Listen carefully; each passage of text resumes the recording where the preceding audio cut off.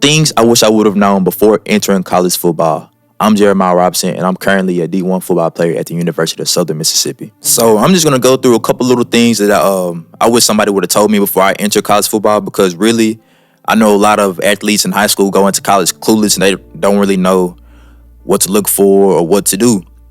And when you're in high school, you're young, you don't really know anything, and I just want to be one of the older athletes in college to tell y'all some tips, or how to go about things. One thing I think that athletes that's when they go into college should know is when you're making your decision to go to a school, please make sure that you choose a school that has good academics with it. Like, make sure they have a good education.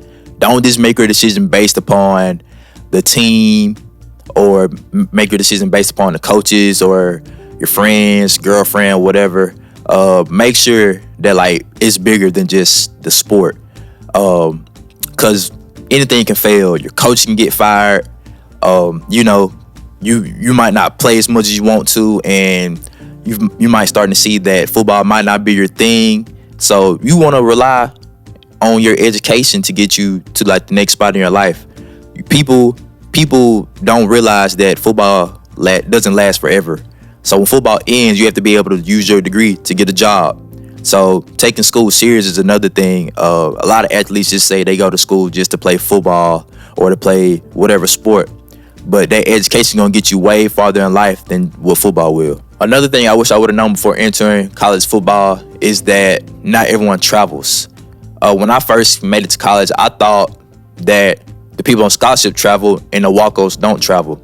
But that was wrong. It's really the people who excel at practice. And this fluctuates throughout the season. If you start off traveling, you might not finish traveling. If you didn't travel, you might end traveling. So it all depends how your performance is, what the coaches think you could bring to the team throughout the year, and also what you bring to the team during the week. As y'all know, teams game plan for certain people, certain schemes. So say somebody else does something better than me, and the pros of bringing him way more than what I can bring. So say I'm a second string DB for my team, but there's a dude who starts on all special teams, but he might not play on offense or defense.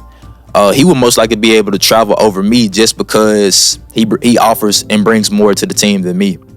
This fluctuates throughout the season also because a lot of people get hurt. You might have to move somebody up who wasn't traveling to travel.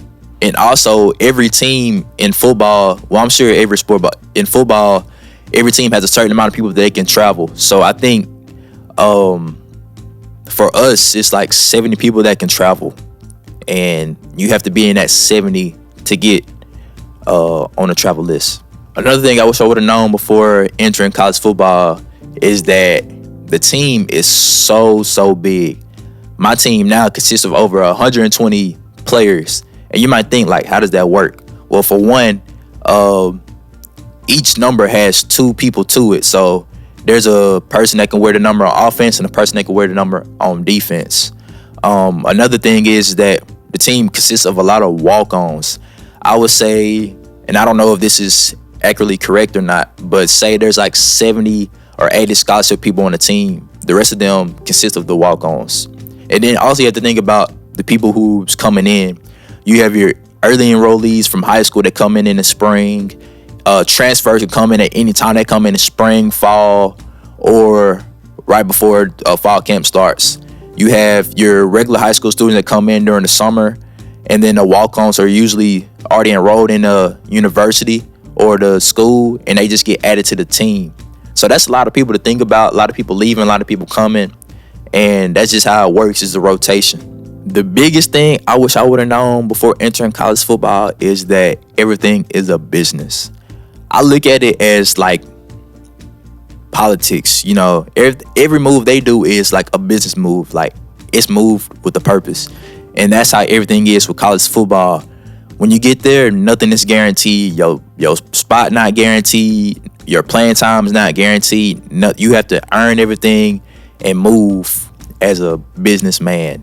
What you did in high school is so irrelevant to what you're doing now in college.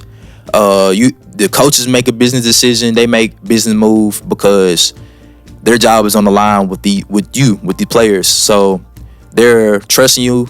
They're trusting you to provide food for them, for their families, and for them. So like they got to do what they got to do, but also you got to do what you got to do. It's not just one sided with the coaches. You in this field of work too. This is like a job. So you got to make the decisions based on how you feel. Saying you're not getting the playing time, you gotta go up there and talk to them. You gotta communicate, weigh out the pros and cons, make the moves, because you're an adult now. You have to be able to make your own decisions, and that's one thing that I wish people would preach more to young athletes, is that like this is the real world. Nobody's gonna baby you. Nobody's gonna sit there and he's over there, he's sad. No, the world still moves. The world still revolves. They got to keep moving, keep living. And the last and final thing I said I wish I would have known before entering college football is the age gap you can have with people on your team and the people that you play against. You enter college football at 17 or 18 years old, and you could be playing with, and like I said, against people who's 27 years old. And you might wonder, like, how did that even happen? Well, the NCAA can grant years of eligibility added on to what you already have. So the normal eligibility that people have, years of eligibility that people have are 4 years, but you can redshirt. Redshirt means if you play in football, if you play in 4 or less games, you can redshirt and get that year back. That's the first regular redshirt.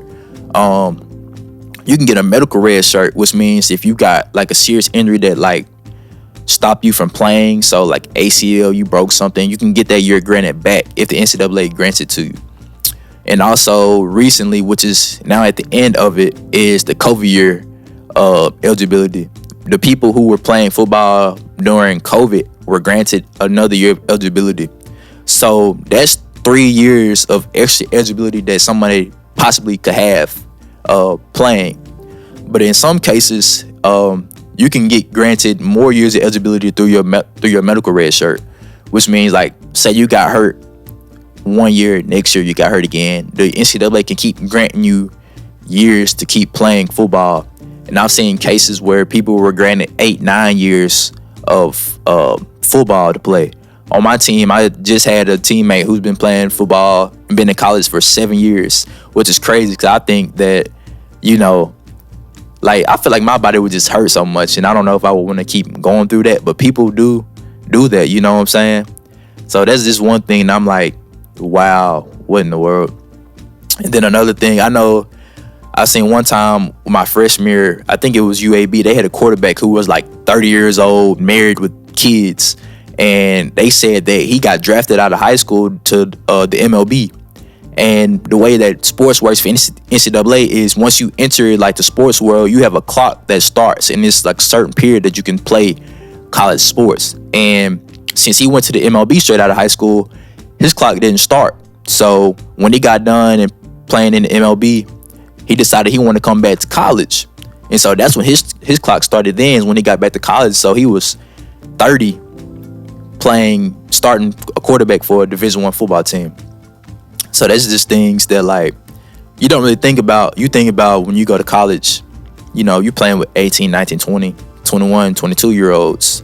But it's really not that. You're really playing with grown men out there. And it's sort of just like the NFL. You're into the NFL at 22, 23 years old, and you got NFL vets that's 35 out there playing. Like, just imagine Tank Dell now going against a older Ray Lewis. You know what I'm saying? Like, they're just things you don't really imagine, but it's possibilities. With all that being said, that wraps up this video. If you enjoyed this video, please like and subscribe to this channel. I'm open to any discussions or topics that y'all want me to talk about and make content about. So if you have any suggestions, you can comment them down below. Other than that, y'all stay prayed up, keep God first, and J-Rob out.